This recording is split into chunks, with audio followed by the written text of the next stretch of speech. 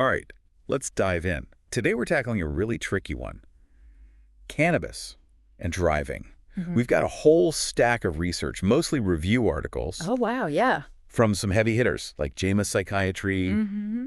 drug and alcohol dependence, that kind of thing, Okay. spanning the last 2 decades. Right. We're talking about a dozen papers, easy, Yeah. analyzing literally hundreds of individual studies. Wow. So a lot to dig through. Yeah, it's a really interesting area. It touches on so many different things like science and law and public health all at the same time. It really does. Yeah, And it's full of twists and turns. that's true. Like every time I thought I had an answer, I just ended up with more questions. Yeah, that is the beauty of science, right? Always discovering more and more. Okay. And one of the first kind of roadblocks we hit is this whole thing about legal limits for THC. Like, how much is too much to be driving? Right, like we have for alcohol, Exactly, yeah. the so-called per se limits. Yeah, It seems pretty straightforward at first, just set a number. yeah. But when you really look into it, It gets complicado. it gets complicated. Like way back in 2007, there was this group of experts who said, okay, maybe a blood level of 7 to 10 nanograms per milliliter. Okay. That's NDAML for our listeners keeping score. Right. That could be kind of comparable to a 0.05 BAC, Okay. blood alcohol content, the legal limit for alcohol. Yeah, yeah. But then all this research came out that really kind of poked holes in that idea. Absolutely, yeah. And one of the main things that the review articles really point out is that THC just acts so differently in the body than alcohol does. Oh, okay. So making those hard and fast limits, it's not so easy. I see. Because THC and all its metabolites, they could actually hang out in your system for a really long time. Really? I mean, we're talking days, even weeks after you've used cannabis, Wow. long after any impairment's worn off. So you could, like, test positive for THC, but be totally fine to drive. Exactly. You could get penalized even though you haven't touched it in ages. Hmm. And then flip that around, someone could be impaired right after using, Okay. but still have a THC level below that legal limit, and that's a false negative. So it's like a lose-lose situation almost. It really is a dilemma, yeah. And it really highlights why just relying on a blood test on its own, that's just not a super reliable way to know if someone's impaired. No kidding. It's like judging a cake just by looking at the flour, not even tasting it. That's a good one. And this whole dilemma, it's really highlighted by this study from 2023. It was published in Drug and Alcohol Dependence. Yeah.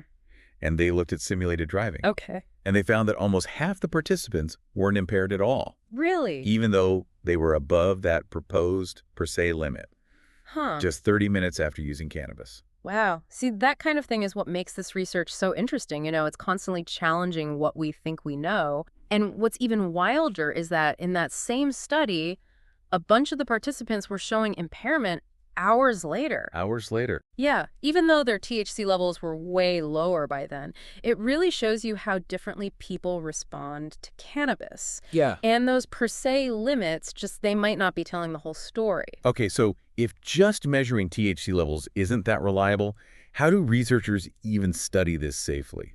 We can't just, like, send people out on the road after they've used cannabis. We can't just see what happens, and that's where driving simulators come in. They're a really important tool for this kind of research. Okay. They let scientists study the effects of cannabis on specific driving skills in a controlled environment. So, like a video game, but for science. You could say that. I mean, they can measure things like reaction time, Okay. lane keeping, braking in response to hazards, Hmm. all without actually putting anyone at risk. That makes sense. Yeah. But are simulators really a good stand-in for, real-world driving? I mean, in a simulator, you don't have to deal with, like, crazy weather or other drivers cutting you off. You're right. You bring up a good point. And the review articles, they do acknowledge that simulators, they have their limitations. Yeah. They can't capture all the stress and the unexpected stuff that happens on the road every day. Right. It's kind of like learning to swim in a pool versus the open ocean. Yeah, exactly. And researchers are always working on making simulators more realistic. Good. And they're careful about how they interpret the findings. Good. But even with the limitations, there are quite a few studies that show that performance in a simulator can be a pretty good indicator of real-world impairment. Okay, so we've got per se limits that are kind of shaky and simulators that aren't perfect. Are there any other ways to detect cannabis impairment, like maybe those roadside sobriety tests they use for alcohol? That's a really important question, and it's an area that needs a lot more research. Unlike alcohol, where we have those standardized field sobriety tests, there's just There's no equivalent for cannabis yet. Yeah, it's a big gap for sure, a real challenge. So it's like, until then, we're kind of stuck. I mean, if THC levels aren't a perfect indicator and we don't have a good roadside test, how do we even tackle cannabis and driving safety? It's tricky, for sure, multifaceted. But one thing the research shows pretty consistently is that people are just really bad at judging their own driving after using cannabis. You mean like they think they're fine, but they're all over the road? Exactly, yeah. There was this study in 2022 in JAMA Psychiatry. Hmm. They had regular cannabis users do this simulated driving task. Okay. And they found that even though the participants were showing significant impairment, they weren't aware of it, especially like 90 minutes after smoking. So they're basically driving high without even realizing it? That's kind Yeah. of scary. Yeah, a little bit, right. It's like you think you aced that exam because you felt good walking out. Right? And then you get your grade back, and it's a big fat F. Oof. Yeah, not good. And it really shows how dangerous it is to just rely on how you feel. Okay, so self-assessment after using cannabis, not so reliable. But do we know anything about how, individual differences might play into this? Like some people just seem to handle cannabis better than others. That's a really important point, and the review articles bring that up a lot. People respond so differently to cannabis. Yeah, it makes sense. Tolerance, prior experience, body weight, metabolism, even genetics. It all plays a role. So it's not a one-size-fits-all thing. Nope, not at all. Like, there was this study in psychopharmacology in 2019, Cool. and they found that even when people use the same dose of cannabis, their blood THC concentrations were all over the place. And so were their impairment levels. So relying on just a THC blood test to determine impairment is like trying to diagnose someone based on their temperature. It gives you a little info, but it's not the whole picture. Exactly.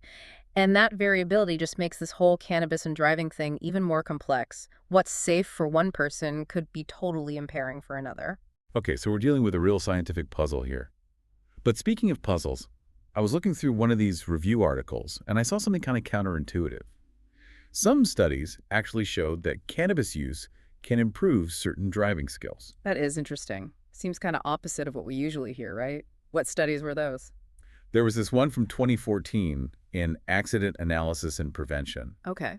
and it found that cannabis users, in some cases, did better on tasks that require sustained attention, like staying in their lane on a long, straight road. Huh. That is curious. I wonder if it has to do with the relaxation some people feel with cannabis.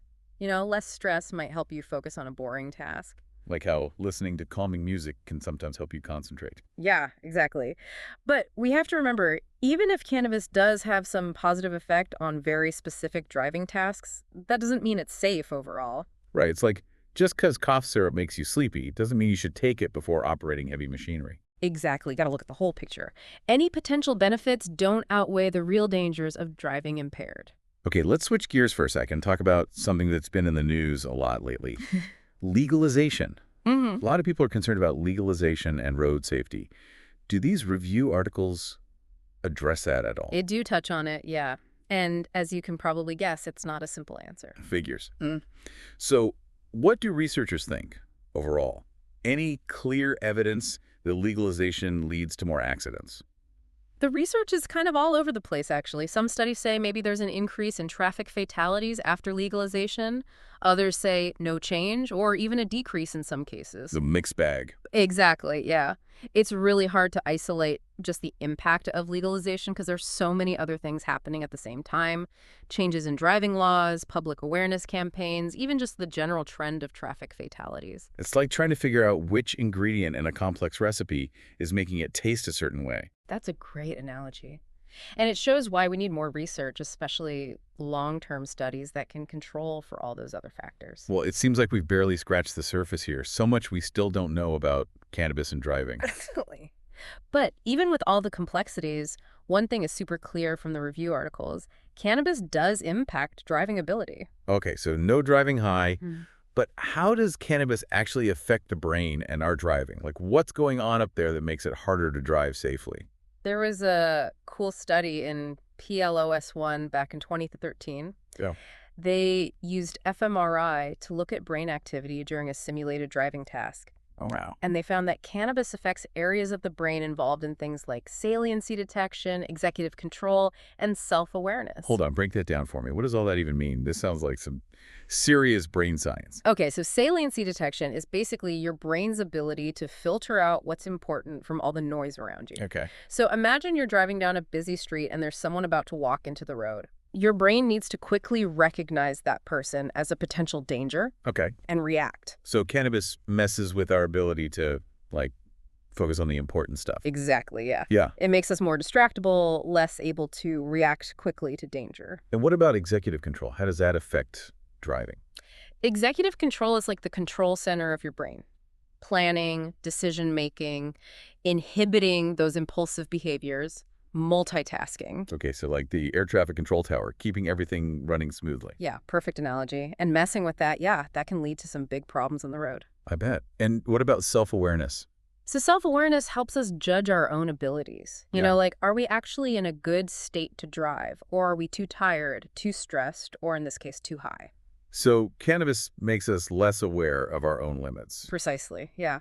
And what's interesting is the researchers found those effects on the brain were more closely related to feeling confused than to actual blood THC levels. So again, it's not just about the THC number. It's about how the drug's affecting your brain, no matter how much is actually in your system. Exactly. And the researchers actually suggested maybe a zero-tolerance policy for all drugs while driving would be the best approach, kind of like we have for alcohol in a lot of places. Of course, this is just one study, but it makes you think. Yeah, it really does. It seems like every time we think we're getting a grasp on this, something new comes up. That's science for you, and that's what keeps it exciting, right? Always more to learn. Well, my brain's definitely feeling a little full right now. It's a lot to take in. Yeah, you're right. We have covered a lot today. Maybe a good time for our listeners to take a break, grab a snack before we finish up our deep dive. Definitely. To everyone listening, go stretch your legs, grab a drink. We'll be back soon for the final part of our cannabis and driving exploration.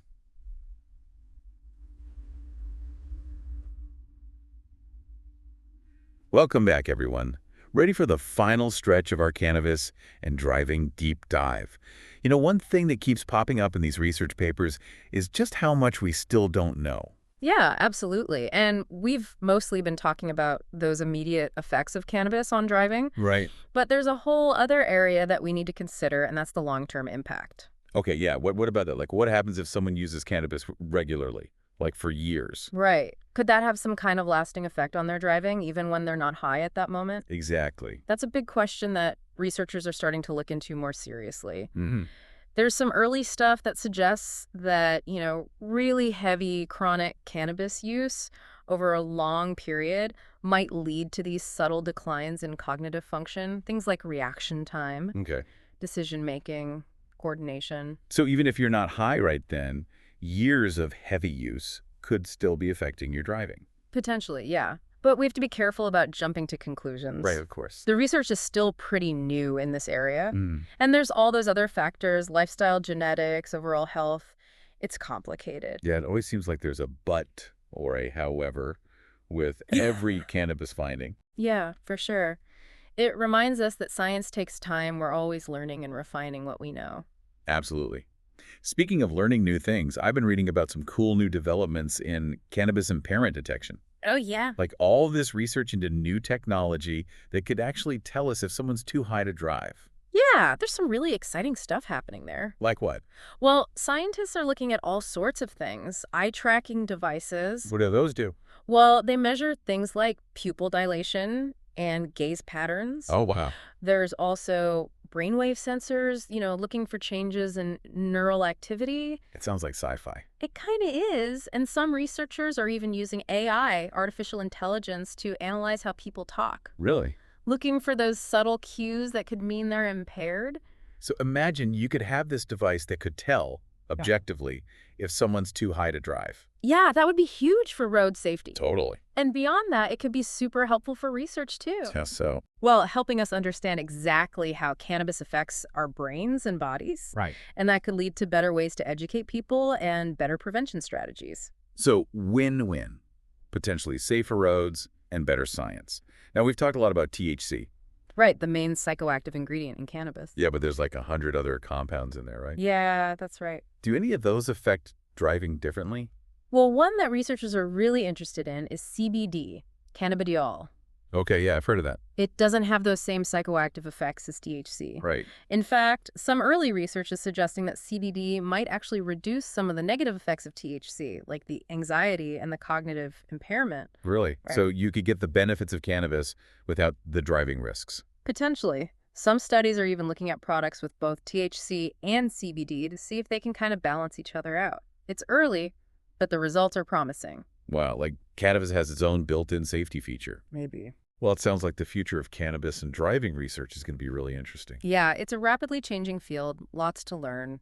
But I'm hopeful, I think as we understand more, we'll be able to navigate this whole thing and figure out a way for cannabis use and safe driving to coexist. That's a great way to put it. And that's all the time we have for today's deep dive. Big thanks to you, our expert, for guiding us through this fascinating and complex topic. My pleasure. Always happy to dive deep. And to all our listeners, thanks for sticking with us. The more we know about cannabis and its effects, the better choices we can make and the safer our roads will be. So stay curious, stay informed, and until next time, drive safe.